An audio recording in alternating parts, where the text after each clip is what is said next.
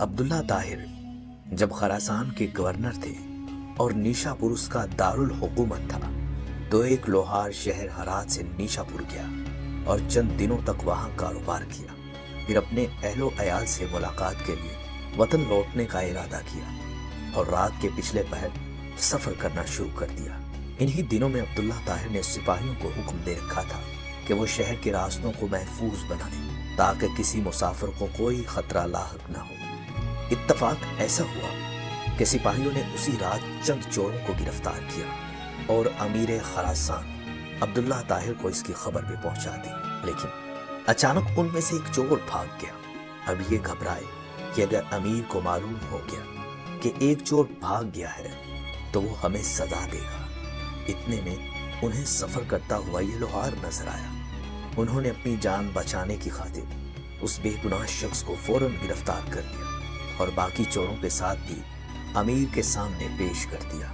امیر خراسان نے سمجھا یہ سب چوری کرتے ہوئے پکڑے گئے ہیں، اس لیے بغیر کسی تفتیش کے سب کو قید کرنے کا حکم دے دیا۔ نیک سیرت لوہار سمجھ گیا کہ اب میرا معاملہ صرف اللہ کی بارگاہ سے ہی حل ہو سکتا ہے اور میرا مقصد اسی کے کرم سے حاصل ہو سکتا ہے، لہذا اس نے وضو کیا اور قید خانہ کے ایک گوشہ میں نماز پڑھنا شروع کر دی۔ ہر 2 رکعت کے بعد سر سجدہ میں رکھ کر اللہ کی بارگاہ میں رقت انگیز دعائیں اور دل سوز مناجات شروع کر دیتا اور کہتا، اے میرے مالک، تو اچھی طرح سے جانتا ہے میں بے قصور ہوں۔ جب رات ہوئی تو عبداللہ طاہر نے خواب دیکھا کہ 4 بہادر اور طاقتور لوگ آئے ہیں اور سختی سے اس کے تخت کے چاروں پائیوں کو پکڑ کر اٹھایا اور الٹنے لگے ہیں۔ اتنے میں اس کی نیند ٹوٹ گئی۔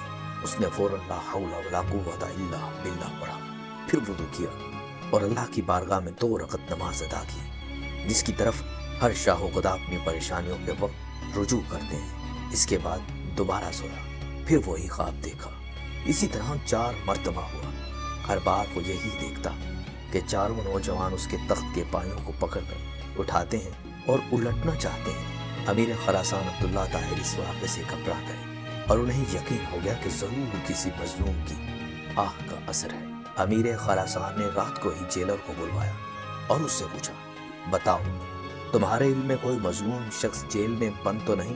جیلر نے عرض کیا، عالی جان، یہ تو میں نہیں جانتا کہ مظلوم کون ہے، لیکن اتنی بات ضرور ہے کہ میں ایک شخص کو دیکھ رہا ہوں جو جیل میں نماز پڑھتا ہے اور رقت انگیز اور دلسوز دعائیں کرتا ہے۔ امیر نے حکم دیا اسے فوراً حاضر کیا جائے۔ جب وہ شخص امیر کے سامنے حاضر ہوا تو امیر نے اس کے معاملہ کی تحقیق کی۔ معلوم ہوا کہ وہ بے قصور ہے۔ امیر نے اس شخص سے معذرت کی اور کہا، آپ میرے ساتھ 3 کام کیجیے۔ پہلا کام، مجھے معاف کر دیں۔ دوسرا کام، میری طرف سے 1000 درہم قبول فرمائیں۔ تیسرا، جب بھی آپ کو کسی قسم کی کوئی پریشانی درپیش ہو تو میرے پاس تشریف لائیں تاکہ میں آپ کی مدد کر سکوں۔ نیک سیرت لوہار نے کہا، آپ نے جو فرمایا میں آپ کو معاف کر دوں تو میں نے آپ کو معاف کر دیا، اور آپ نے جو فرمایا 1000 درہم قبول کر لوں، میں نے قبول کر لیا، لیکن آپ نے جو یہ کہا کہ جب کوئی مشکل درپیش آئے تو میں آپ کے پاس آؤں، یہ مجھ سے نہیں ہو سکتا۔ امیر نے پوچھا، یہ کیوں نہیں ہو سکتا؟ تو اس شخص نے جواب دیا کہ اللہ تعالیٰ جو مجھ جیسے فقیر کے لیے آپ جیسے بادشاہ کا تخت ایک رات میں 4 مرتبہ اوندھا کر سکتا ہے تو اس کو چھوڑ دینا اور اپنی ضرورت کسی دوسرے شخص کے پاس لے جانا اصول بندگی کے خلاف ہے۔ میرا وہ کون سا کام ہے جو نماز پڑھنے سے پورا نہیں ہو جاتا کہ میں اسے کسی غیر کے پاس لے جاؤں؟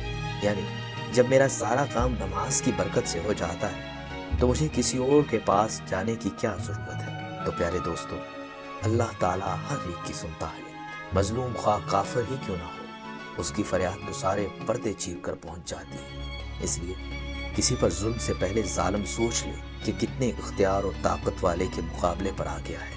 اگر کچھ دیر بھی ہو تو دونوں بندوں ظالم اور مظلوم کی مصلحت کی وجہ سے ہوتی ہے، پھر دیے ہوئے وقت پر ظالم کی رسی کھینچ دی جاتی ہے۔